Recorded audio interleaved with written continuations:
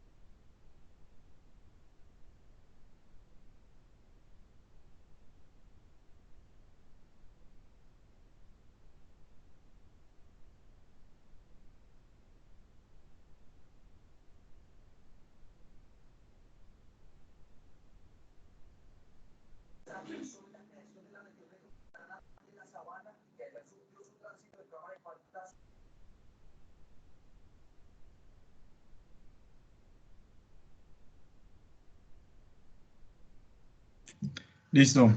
Yo creo, profe Marco, que ya podemos iniciar. Entonces, muy buenas tardes. Muchísimas gracias cordialmente a todos los asistentes. Mi nombre es Oscar Pérez, soy el presidente del capítulo de Geología de la Sociedad Colombiana de Geología de la Universidad UDES. Y bueno, entonces hoy estamos presentes con este gran exponente, Marco Nieto, geofísico, y nos va a dar una magnífica charla. Muchísimas gracias. Entonces los dejo con Marco. Muchas gracias, Oscar. Muy gentil por la invitación. Quiero agradecerles a la UDES y a la Sociedad Colombiana de Geología por la invitación. Hoy quiero hacerles una presentación. Les agradezco si me pueden decir si están viendo la información en este momento. Sí, señor, se ve perfecto. Excelente. Bueno, hoy vamos a hablar sobre... estoy con eco, ¿no? No. Bueno, hoy vamos a hablar sobre la tecnología espectral y cómo es el uso para la exploración de hidrocarburos. Es una herramienta bastante útil que va a ayudar a identificar cuáles son las zonas de mayor potencial o las zonas más viables para luego realizar la sísmica, sobre todo con los actuales problemas de tipo ambiental. Vamos a trabajar tres conceptos, esto lo pongo a manera de resumen, y son, vamos a hablar sobre conceptos básicos, vamos a hablar sobre cómo se explora con métodos hiperespectrales aerotransportados, que es lo que vamos a hablar hoy, y casos de estudio e integración. Quiero presentar a las dos empresas, pues, para que tengamos contexto. MPX es una empresa de geofísica aerotransportada canadiense. de la cual soy el vicepresidente de desarrollo de negocios, y Spectir es una empresa de Nevada, de Estados Unidos, que precisamente tiene un amplio desarrollo en el tema de hiperespectral. Voy a hacer la siguiente presentación. Vamos a hablar sobre conceptos básicos y nos vamos a ir al por qué hiperespectral. ¿Qué se refiere hiperespectral? Bueno, vamos a hablar sobre el espectro electromagnético. Vamos a ir desde el visible hasta la onda larga del infrarrojo. ¿Qué hace parte del espectro o por qué se dice hiperespectral? Porque vamos a trabajar varias partes del espectro electromagnético. ¿Qué es lo que ve o cómo es que formamos ahora las figuras en las imágenes satelitales, en nuestras cámaras? Y es teniendo varias bandas del espectro, en este caso el visible. Voy a ponerlo como manera de imagen. Entonces, pues podemos dividirlo, por ejemplo, en 7 imágenes, aunque visualmente la forma de verlo es por medio de 3 colores, que son el rojo, el verde y el azul. Entonces, estos colores o estas bandas, lo que pasa es que el sensor tiene una sensibilidad sobre esa parte de la banda del espectro electromagnético y va a tener una propiedad que se llama reflectancia. Reflectancia es la cantidad de luz que va a reflejar sobre esa longitud de onda. Entonces, ¿quién va a ser el sensor que va a hacer la emisión? Va a ser el Sol. Entonces, el Sol va a emitir y dentro de los átomos, ciertas partes de esos fotones van a chocar contra los electrones y van a generar algo que vamos a llamar absorción. Pero si no, o si puede reflejarlo, va a generar un pico al contrario hacia reflejar. Entonces, si el pico es hacia arriba, es que la energía pudo pasar o pudo ser reflejada a manera de espejo, pero si justo encuentra las mismas longitudes de onda, esos fotones se van a estrellar contra los electrones y van a generar una absorción. Entonces vamos a tener picos de absorción y picos de absorción hacia abajo y picos de reflexión hacia arriba. Esto es lo que nos va a permitir caracterizar si tenemos muchas bandas en el espectro electromagnético. Aquí estamos trabajando desde los 0.4 micrómetros hasta los 2.5 micrómetros. Vamos a generar algo que vamos a llamar firma espectral.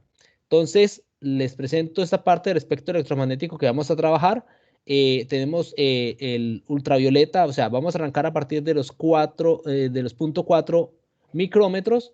Vamos a tener el visible y el infrarrojo cercano, luego la onda corta del infrarrojo. No vamos a trabajar aquí para este ejercicio el termal, aunque está asociado, y finalmente la onda larga hasta terminar en los 2.5 micrómetros. ¿Cómo son las características? El ojo humano y las cámaras tienen la misma idea y es detectar las longitudes de onda, en este caso para las cámaras a color en el visible. Entonces, estas ondas se miden de manera cualitativa en ciertas longitudes, como he hablado ya, en el azul, en el verde y en el rojo. En el caso de los sensores hiperespectrales, hay una mayor cantidad de bandas las cuales se van a aceptar. Y esas mediciones discretas van a trabajar desde el infrarrojo cercano, parte del visible, hasta finalmente la onda larga. Son misiones discretas y estos puntos o estos pequeños rangos van a ayudar a armar la firma hiperespectral. ¿Y qué es? Voy a poner el siguiente ejemplo para que entendamos a qué se refiere. Hay una plataforma satelital que se llama Aster y que trabaja precisamente en tema hiperespectral. Nuevamente, aquí tenemos la longitud de onda de la que hemos hablado desde los 300.35 micrómetros hasta los 2.5, que es donde vamos a trabajar. Y vemos en negro las bandas que trabaja el Aster con una resolución espacial. Resolución espacial es el tamaño del píxel, del lado del cuadradito que forma el píxel que está viendo en este caso el Aster. Entonces, por ejemplo, tiene una banda aquí que está por el lado del visible y ya comienza en la banda 1 y la banda 2 están en el visible, pero la banda 3, 4 y de la 6 a la 9 están en la longitud de onda amplia. Eso es importantísimo para poder determinar ciertos minerales y aquí tenemos diferentes conformaciones de la misma imagen. Entonces se pueden observar ciertas zonas que van a ser de interés. Esta documentación yo siempre pongo aquí donde pueden encontrar la información. No hay ningún problema para que la puedan conseguir ustedes mismos y dar la respuesta correspondiente. Bueno, cuando hablamos entonces de hiperespectral, en este ejercicio del Aster tiene 12 bandas. Pues nosotros con esta plataforma que estamos trabajando va a tener alrededor de 320 bandas. Y cada una de esas rangos va a permitir poner un segmento, y va a permitir formar lo que llamaremos firma hiperespectral. Esas bandas están ubicadas en posiciones específicas porque sabemos qué tipo de minerales o qué tipo de moléculas son las que estamos buscando, que van a tener o una absorción, que es bien importante y es la forma de entender y caracterizar este mineral. En este caso, por ejemplo, aquí podemos ver este pico o este pico que están aquí. Entonces, esto lo que está caracterizando es una de las formas de caracterizar y luego contra unas librerías ya calibradas de diferentes minerales vamos a poder identificar qué tipo de material es. Siguiendo el tema, vemos entonces las máquinas, los tipos de sensores que se ubican en las aeronaves. La que más utilizamos es precisamente este Fénix. Esa es la marca del sistema que trabaja en el visible, el infrarrojo cercano y la onda corta. Es el que solemos utilizar y que es bastante efectivo y se suele volar con este hiperespectral de onda larga. En caso de querer ubicar tema de termal, se utiliza esta cámara que precisamente entra en la onda media. Pero hoy nos vamos a enfocar es aquí, en estos espacios de visible, infrarrojo cercano, onda corta y onda larga. Aquí vemos precisamente dos aeronaves que tienen ubicados los sensores, aquí y en este caso enfrente, para hacer la medición. Bueno, pero esto no es tan color de rosa porque la firma espectral tiene no solo la respuesta del suelo.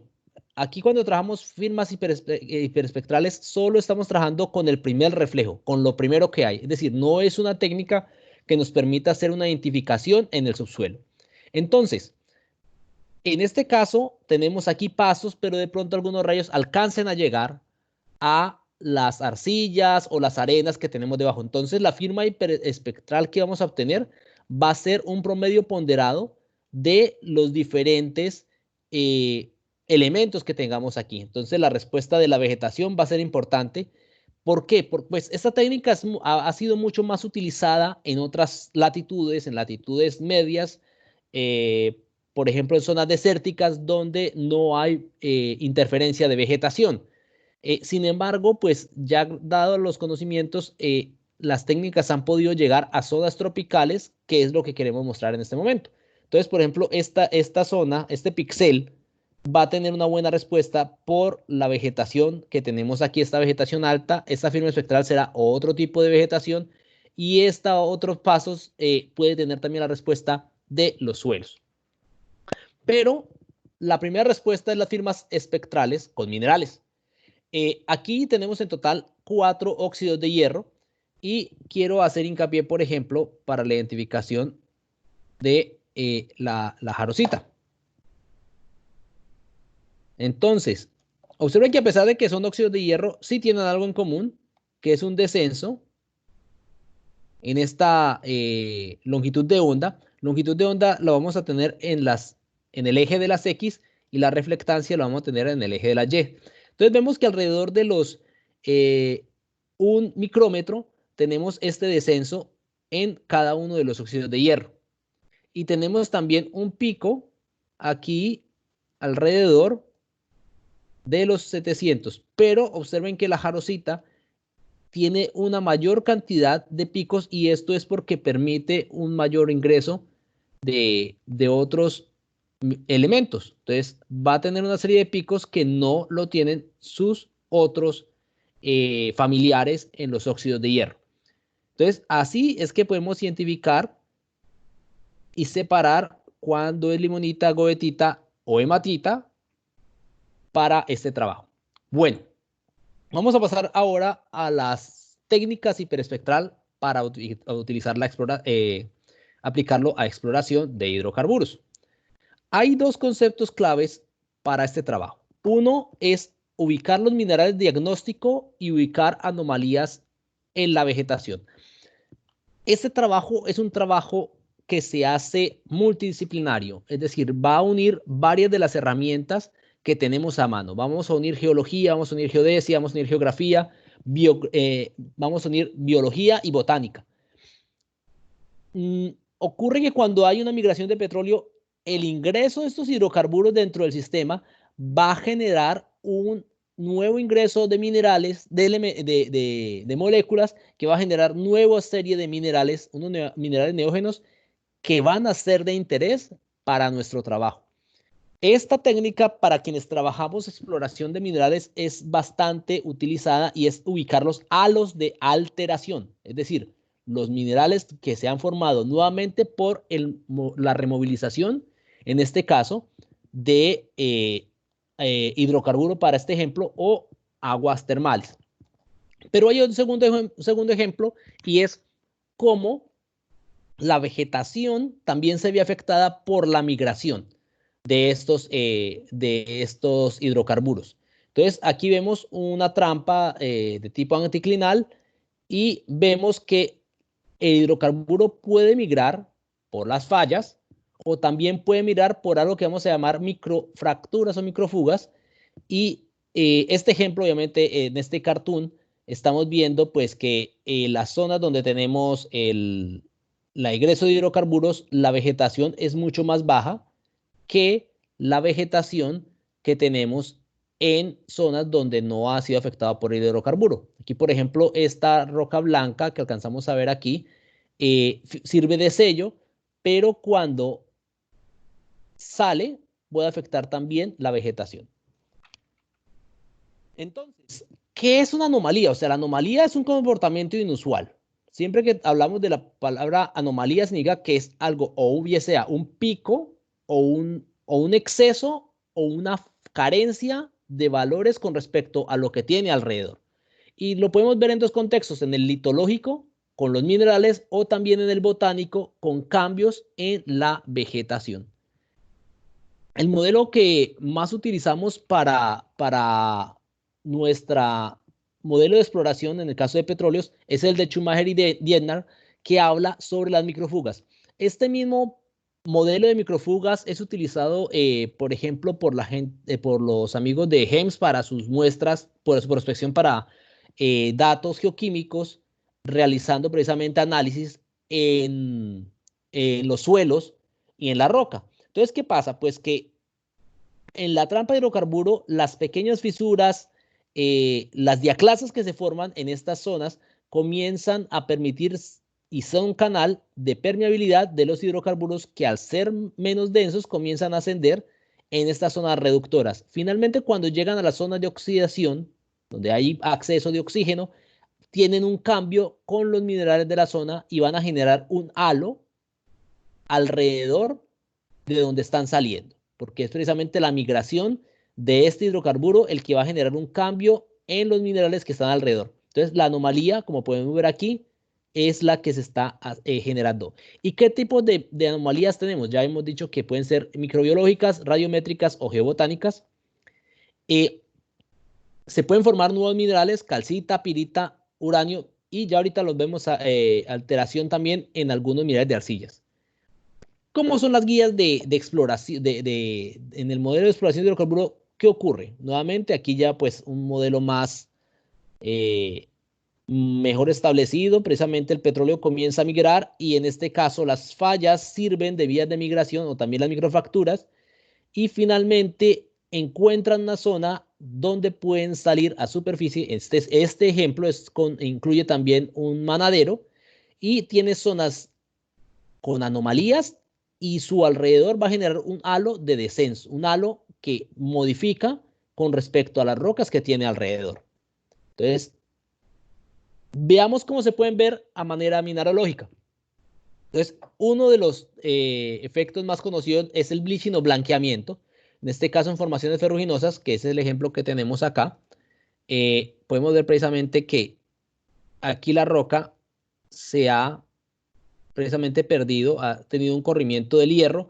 ¿Por qué? Porque pues precisamente el hidrocarburo, al ser más reductor, permite la removilización del hierro en estas zonas. También formación de cierto tipo de arcillas, carbonatos, sulfuros y minerales magnéticos. Entonces, en el ejemplo de aquí, este es un ejemplo bien interesante porque a medida que se mejora el ojo, pues uno diría, no vería más que unas arcillas, ¿no? Sin embargo, esta zona tiene una anomalía y es la siguiente. Si vemos esta zona blanca de aquí, o sea, hay un cambio de coloración en las arcillas que pueden indicar precisamente una migración de hidrocarburo. No quiero enfatizar mucho sobre los temas de alteración porque pues esto llevaría mucho más tiempo, pero la formación de nuevos minerales pueden ser un buen método para observar la removilización de hidrocarburos dentro de las rocas.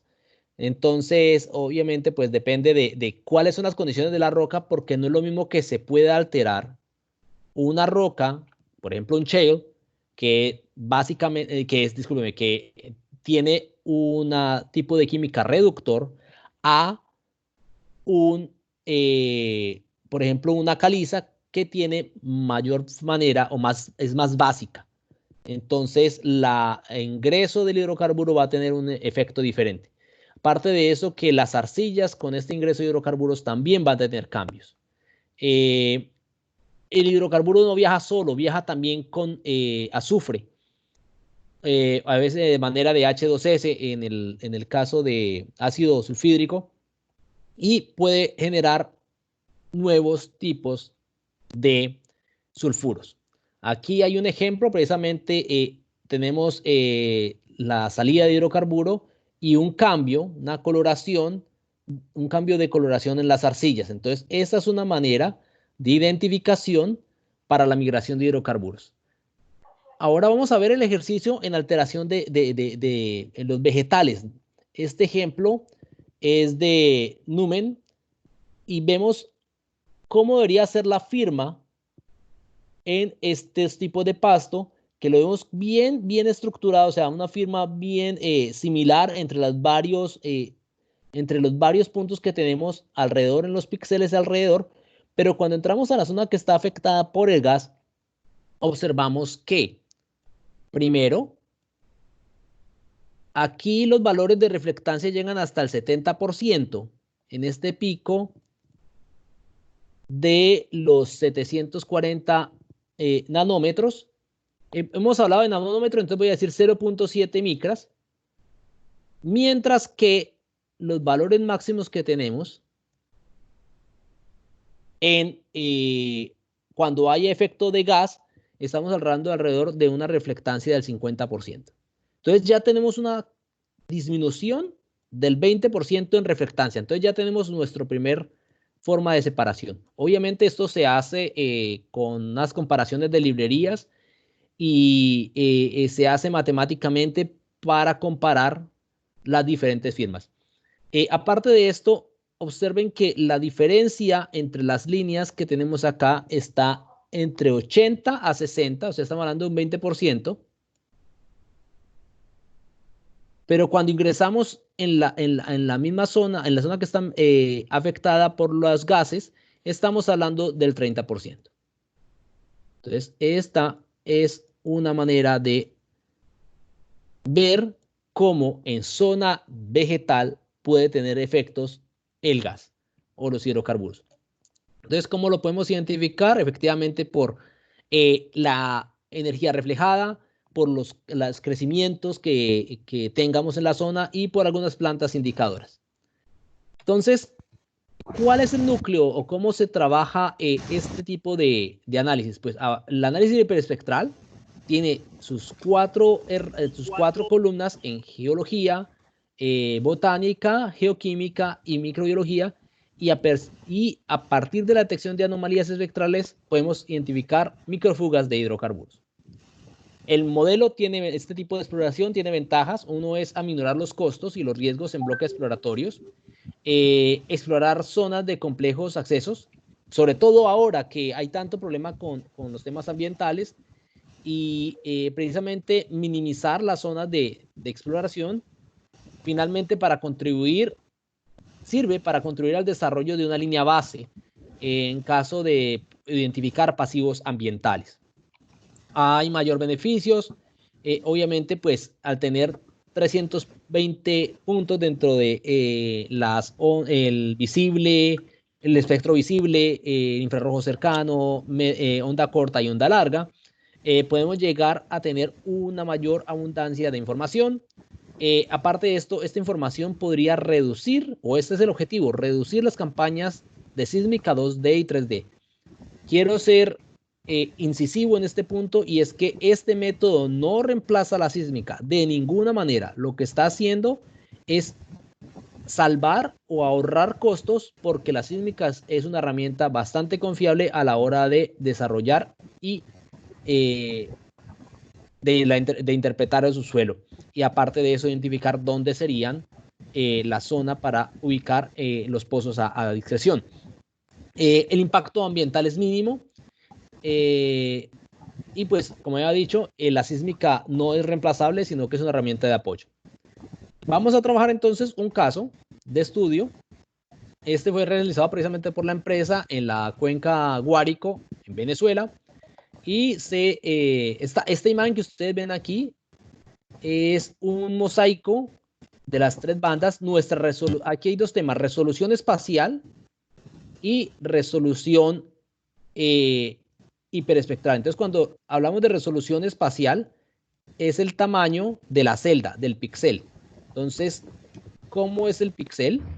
En este caso, el píxel tiene de lado 3 metros. Y cuando hablamos, esto es en el espacio. Y si hablamos de la resolución en el tema del espectro, entonces cuando hablamos de resolución del espectro, estamos hablando es de la firma hiperespectral. Entonces, en este caso, nuestra resolución espacial está hablando que tenemos 320 bandas en total. Bueno, tenemos entonces 320 espectro en la banda con resolución de 3 metros. ¿Y cuál era el objetivo? Aquí precisamente era identificar las anomalías espectrales y identificar y caracterizar el potencial exploratorio. Entonces, pues este trabajo se hizo hace unos 4 años. Es decir, son condiciones de los llanos orientales, del piedemonte. Esta es nuevamente la localización. Basados en esta tecnología, se lograron tener 14 detecciones indirectas.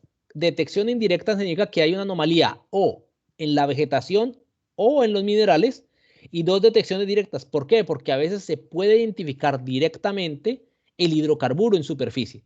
Entonces, en color azul, que son estas dos de acá, fueron los 2 sitios donde se identificaron las anomalías. Obviamente, hay que ir a campo. Es decir, después de hacer la adquisición hay que ir a campo para confirmar.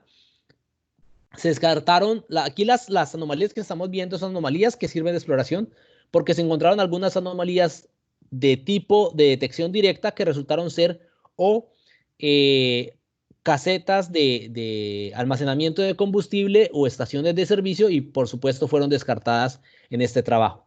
Voy a hacer hincapié en 2 sitios que son identificados como detecciones indirectas. Una va a ser de tipo mineralógico y otra va a ser de tipo vegetal. Entonces, esta anomalía que estamos viendo acá, ojo de agua, va a ser de tipo mineralógico, y el espino 1, que es lo que está acá, va a ser de tipo vegetal. Aquí vemos que el espino tiene la doble identificación en zona de identificación indirecta y también de indicación directa. Miremos entonces el ojo de agua. Observemos que aquí está, disculpen, una pequeña quebrada, o río que está, viene anastomosado y de repente tiene un control estructural. Esto va a ser importante para nuestra revisión mineralógica. Efectivamente, esta zona fue identificada como anomalía. Aquí está en esta línea roja alrededor de la zona. Fue 27 kilómetros cuadrados. Y aquí se ve mucho mejor cómo está controlado el río. No es un tema de control de riego, sino que es tema natural. Y se fue el equipo de campo a revisar qué había y efectivamente se identificó que el suelo tenía un enriquecimiento en hidrocarburos. O sea, se tomó muestras de suelo y efectivamente el suelo tenía un enriquecimiento en hidrocarburos. Y pues la fuga fue generada precisamente por el ingreso de estas, de los hidrocarburos aprovechando la falla como sistema de migración. Entonces ya tenemos el primer ejemplo. En este caso, las arcillas que se generaron estaban siendo afectadas por la migración de hidrocarburos. Vamos a pasar ahora a un cambio en la vegetación. Observemos aquí, este era un bosque de teca y este bosque de teca debería estar completamente igual, pero vemos que obviamente hay un cambio de coloración, en este caso un color verde para este falso color con respecto a esta formación rojo que son tecas sanas. Entonces se identificó esta anomalía y precisamente vemos aquí esta foto hacia arriba que mientras las tecas sanas están de color, pues con hojas, esta zona está sin ninguna coloración. Se fue el equipo de campo, efectivamente esta foto se ve algo mejor, se toman muestras, se hace una revisión fitosanitaria en donde se encuentra que la teca no había tenido ningún efecto o de fuego o ningún patógeno había afectado las tecas y se encontró que efectivamente era una anomalía de hidrocarburo. Entonces, esta es otra manera de verlo. En este caso, por ejemplo, hay una duda porque a 2 kilómetros, o sea, aquí estamos, esto es 1 kilómetro, de aquí hasta acá es 1 kilómetro, entonces aproximadamente a 2 kilómetros, vuelvo al caso, 1 kilómetro es la distancia entre este punto y este. Entonces, aproximadamente por acá hay un oleoducto. Queda la duda, la investigación solo llegó hasta ahí, si había sido efecto del oleoducto o si había sido producto natural. Bueno, ya tenemos esto en mente, ahora vamos a el tema de exploración. O sea, ya vamos a tener el contraste porque cómo es el efecto con respecto al modelo geológico que se tiene en el área. Entonces, como podemos ver en el modelo del área, son una serie de fallas de cabalgamiento, pues estamos hablando precisamente del piedemonte, y cómo estas fallas de cabalgamiento sirven tanto de sello como de guía migratoria. Cuando vamos, aquí vemos las líneas sísmicas que se volaron y la zona donde tenemos la mayor cantidad de manaderos, perdón, de manaderos no, de anomalías identificadas, son en esta región. Estos dos puntos que tenemos aquí efectivamente fueron pozos positivos, pero estos pozos que tenemos acá no lo fueron. O sea, hay una serie de pozos que no fueron identificados, o sea, que no fueron productivos, pero vemos algo llamativo y es que toda la sísmica se hizo sobre esta región cuando las anomalías estaban más al oriente. Es decir, de pronto había sido mejor después de haber hecho un vuelo de ese estilo, haber ubicado más el programa sísmico sobre esta región. Vamos a trabajar ahora otra vez la anomalía de ojo de agua que sabemos que sí tiene un efecto con la geología. O sea, tenemos un efecto directo, lo vamos a estudiar y lo vamos a comparar, que es este punto de acá, con respecto a las líneas sísmicas adyacentes. Entonces, este es precisamente el ensamble de la sísmica, esta es la anomalía. Y vamos a observar, esas son líneas sísmicas 2D, un programa que se corrió en 1990. Y vamos a observar que efectivamente hay una disminución de la capa sellante en esta dirección hacia el noreste y va a estar también relacionado con la falla que lo pasa y que, o sea, se unen las dos temas, una chimenea de gas y la disminución de la capa sellante. Entonces, esto permite la migración y generar la anomalía en superficie. Aquí, pues, obviamente es otra aproximación. Vamos entonces a hacer el resumen. Ya con esto vamos a terminar.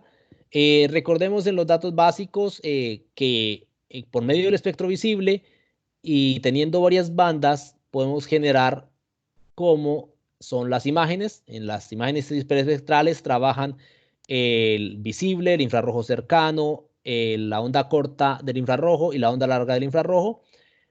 Podemos trabajar 320 bandas y estas bandas y los resultados de la reflectancia o de la absorción va a permitir identificar la firma espectral.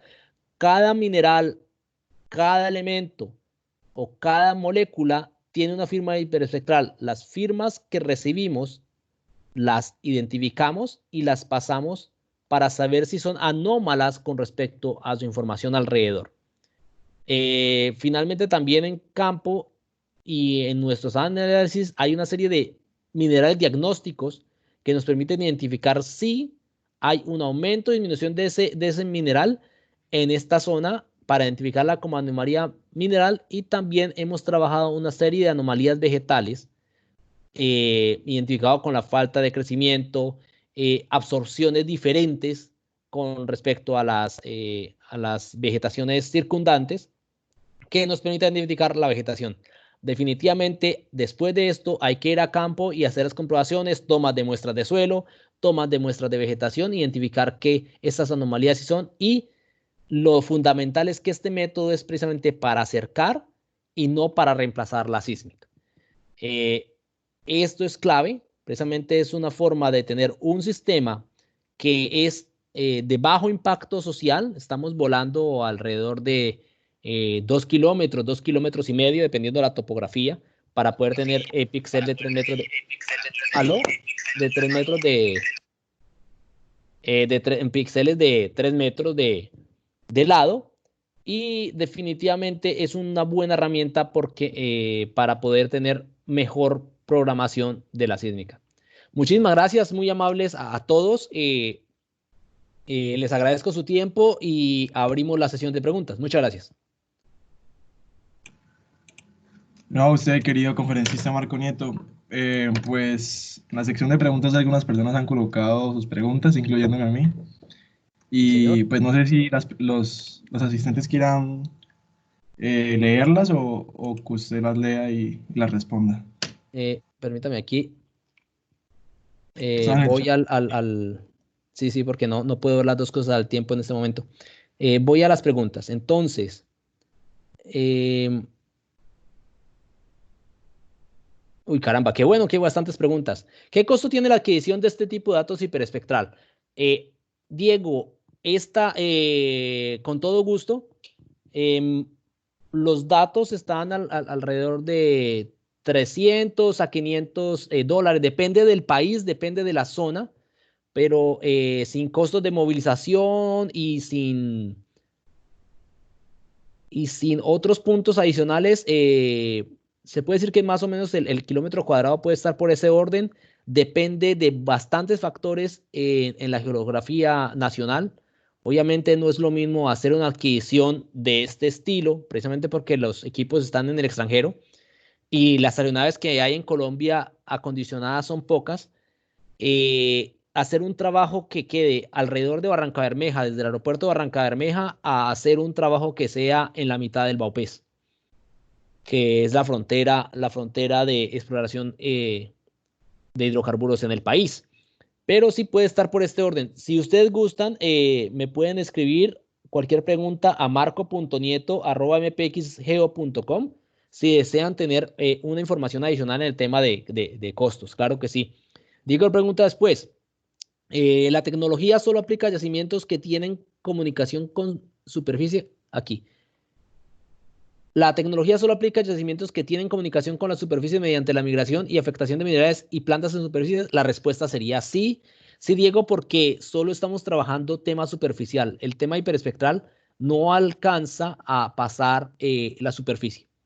No tiene ningún... es decir, aquí lo que estamos analizando sería las migraciones, porque las migraciones no siempre van a generar manaderos, oil seeps, presentes en superficie. Oscar pregunta, ¿las protuberancias producidas por los hidrocarburos son exclusivas o son asociadas a otros fenómenos a esta alza anormal de sedimento? Muy buena pregunta. Aquí tenemos que tener claro cuál es el modelo geológico que estamos trabajando. Si el modelo geológico es una zona sedimentaria, lo más probable es que sea por algún tipo de fluido. En este caso, pues hidrocarburos sería lo más de mayor potencial. También otra forma de alterarlo sería con aguas termales, pero como ocurriría, por ejemplo, en Tabio o en Pamplona. Pero este efecto va a ser diferente porque el agua termal tiene una composición diferente a los hidrocarburos que están manando. Entonces, afortunadamente, por medio de las firmas espectrales, podemos identificar si es un efecto generado por hidrocarburos o si sería por aguas termales. Continúo. Valentina pregunta, ¿es más viable utilizar el método hiperespectral o el método sísmico? No. Valentina, muchas gracias por la pregunta. El método hiperespectral es un método para dar inicio a operaciones, para hacer antes del método sísmico y ser más efectivos a la hora de hacer la planeación de un proyecto sísmico o de un programa sísmico 2D o 3D. Esto es lo que buscamos con el sistema hiperespectral, que sea una herramienta para que integrada con la información actual, ser más efectivos a la hora de hacer una segunda adquisición. Voy a poner el siguiente ejemplo. Varias de las empresas que han trabajado ahora con los bloques han recibido información de la Agencia Nacional de Hidrocarburos o del Banco de Información. Y con esta información y un sobrevuelo puede ser más efectivo para planear el programa de exploración. Además, pues que sería mucho más efectivo en el tema social y solo ubicar los programas de exploración en donde sea una zona más atractiva para hacer este tipo de identificación de hidrocarburos. Por eso voy a poner aquí, perdón, aquí voy a compartir, antes de pasar a la pregunta de Jefferson, voy a compartir esta imagen que es el modelo de hidrocarburos con el que hemos trabajado, que es el de Schumacher. Y es precisamente el de las microfugas. Entonces, Schumacher habla de las microfugas, o sea, no solo migración por tema de fallas, sino también migración por tema de microfugas, porque pues así sean las arcillas y el proceso de agénesis permiten que haya diaclasas y se pueda fugar material. Entonces, al identificar las zonas de migración y los salos de alteración, voy a pasar, como hicimos en el ejemplo de Guárico, es que se pueden identificar dónde están la mayor concentración de estas zonas con anomalías. Entonces, por ejemplo, en este caso sería bien interesante, se identificó que hacia esta zona oriental es donde están la mayor cantidad de anomalías, pues sería mejor hacer el proyecto hacia zona occidental que de pronto gastar hacia esta zona de Piedemonte. Se podría hacer una orientación al respecto. Paso a la pregunta que estaba con la pregunta de Valentina. Jefferson. ¿Se podría concluir que este tipo de adquisición es para evaluar prospecciones de hidrocarburos y posteriormente completar realizando la parte física? Correcto, Jefferson. Esa es la idea. Esa es la idea de hacer este tipo de exploraciones y llegar a decir, esto es un insumo inicial para hacer más efectivos los programas sísmicos. Y efectivamente lo que dice usted, complementarla. Así es. MR pregunta, entiendo que en Colombia tenemos diferentes tipos de yacimiento y asimismo su composición físico-química varía. ¿Cómo determina la firma espectral de los resumaderos en diferentes cuencas? Muy buena pregunta. Sin embargo, así sean, la composición físico-química sea diferente, no es voy a hacer algo drástico, pero y no quiero ser generalista, sino es para resumir. Definitivamente la composición se va a resumir a carbono e hidrógeno. Es decir, va a estar asumida hacia un tipo de hidrocarburo y algunos sulfuros, pero es básicamente hidrocarburos. Es decir, ¿qué quiero decir? No vamos a tener un enriquecimiento en manganeso o no vamos a tener un enriquecimiento en boro. No va a tener una firma distinta. Es decir, las firmas asociadas a hidrocarburos están bastante bien establecidas y sería lo que tenemos. Claro que sí, van a haber, ojalá lleguemos a tener en Colombia, eso sería sensacional, poder tener firmas espectrales en los diferentes cuencas del país. Sería bien interesante hacer proyectos donde podamos identificar diferentes firmas hiperespectrales y ver cómo la respuesta hiperespectral en los diferentes tipos de cuenca. Salvador Díaz pregunta, ¿en Colombia han tenido una experiencia en algún bloque? No todavía, Salvador, pero ya se firmó pues bajo la confidencialidad y hay una empresa líder en hidrocarburos en el país que va a tener con nosotros pues apenas resolvamos el tema de COVID y tema logístico, vamos a tener nuestras máquinas en Colombia. Jefferson nuevamente pregunta, ¿entonces estaría solo exclusivo a zonas muy fracturadas o con actividad tectónica? No necesariamente, Jefferson. Igual, Colombia es un país, bueno, estos proyectos se han utilizado también en Arabia Saudita. Zonas muy fracturadas, no. Sea como sea, nuestras trampas en Colombia tienen un componente, así sea estratigráfico, también estructural, o casi todas. Las microfracturas se van a dar y permiten precisamente la migración hacia superficie. Entonces, no tienen que ser zonas muy fracturadas, con zonas que permitan esta migración, lo podríamos realizar.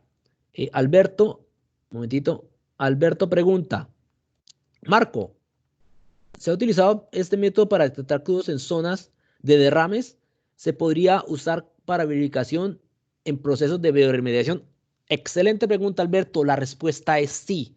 Sí se utiliza y precisamente uno de los puntos que tenía era que de los beneficios está que precisamente, podemos contribuir al desarrollo de una línea base ambiental. No, aquí pues, puse solo el ejemplo de los equipos montados en las aeronaves, pero el equipo también se puede ubicar en las zonas de remediación. Entonces, hay otros tipos de sensores, no de 320 bandas, sino de menos, que se pueden montar en un UAV o de pronto el mismo sistema se puede montar en un trípode y se pueden identificar cómo ha sido la mejora de remediación. De línea base puede servir porque se identifican pasivos ambientales. Como les mostraba en el ejemplo de la cuenca en Guárico, se descartaron algunos sitios que correspondían a zonas a zonas de estaciones de servicio o zonas que ya estaban contaminadas previamente por ser almacenes de hidrocarburos. Entonces, esa está una buena experiencia. Salvador pregunta, se fue Alberto. Muchas gracias, Alberto, por la pregunta. Y finalmente Alberto hace otro comentario, excelente, qué bueno, y ojalá que otras firmas se puedan identificar zonas de extracción en minerales básicos y fertilizantes. Está bien interesante, eso estaba escuchando precisamente ayer en una conferencia sobre cómo estas zonas de remediación pueden ser utilizadas después de ciertos procesos para hacer abonos. Está bien interesante. Oscar, veo que no hay más preguntas. ¿Alguna pregunta más o para resolver? Pues no creo, la verdad no creo ya que pregunten o si tienen sus preguntas, realízanlas en el chat o pueden activar también el micrófono para compartirlas con el geólogo Marco. Aquí les comparto email, por favor, si sale alguna pregunta nueva que no salga aquí en esta charla, pues es bienvenido. Ante un eventual fracking, este sistema se puede emplear como control de zonas. Excelente punto, Salvador, y sería muy bueno para tener de línea base, para identificar precisamente los pasivos ambientales y algunas zonas y después volver a lograr. Excelente idea, Salvador, sí, señor. Bueno, pues ¿Alguna otra pregunta? Muchas gracias, Yo Sandra, creo por la felicitación. que no. Quería primero felicitarlo, biólogo Marco, por esta excelente conferencia, muy eficaz, muy directa y muy enriquecedora. También quería darle las gracias a todos los participantes que estuvieron presentes en el día de hoy. Les informo que tenemos también muchas más conferencias preparadas de parte del capítulo estudiantil. Y nada, agradecerles mucho su asistencia. Gracias otra vez a Marco y a todos los presentes. Esperemos volver a vernos en otra próxima charla y que todos asistan. Perfecto. Por favor, sigan a las redes sociales del capítulo estudiantil, ya se las voy a compartir para que las sigan y estén pendientes de las publicaciones, porque ahí vamos a estar publicando los links y los posters donde van a estar incluidas las conferencias. Entonces aquí les voy a pasar en el chat el Facebook, si están interesados, o si quieren también dar una charla o contactarse con alguien en específico. Muchísimas, pero muchísimas gracias. Yo creo que eso sería todo y damos por finalizada la charla. Muchas gracias, Oscar. Muy amable por permitirme. Y les recuerdo, pues, doy la cuñita. El jueves expongo a las 2 de la tarde otro sistema aerotransportado, en este caso para la exploración de pórfidos y de depósitos betiformes. Uy, sí, señor, se me ha pasado un poco la charla. Ya empezamos a compartirlo también. Entonces, los esperamos con los brazos abiertos a todos los participantes. Recuerden que es abierto al público también para que sus familiares, amigos, conocidos, personas que quieren conocer de geología. Es muy interesante, la verdad, esos espacios y son totalmente gratuitos. Muchísimas gracias, Oscar. Muy amables por la oportunidad. Bueno, entonces, ahora sí damos por finalizar la charla. Muchísimas gracias de antemano y que tengan un excelente día. Muy buena tarde. Buenas tardes. Gracias.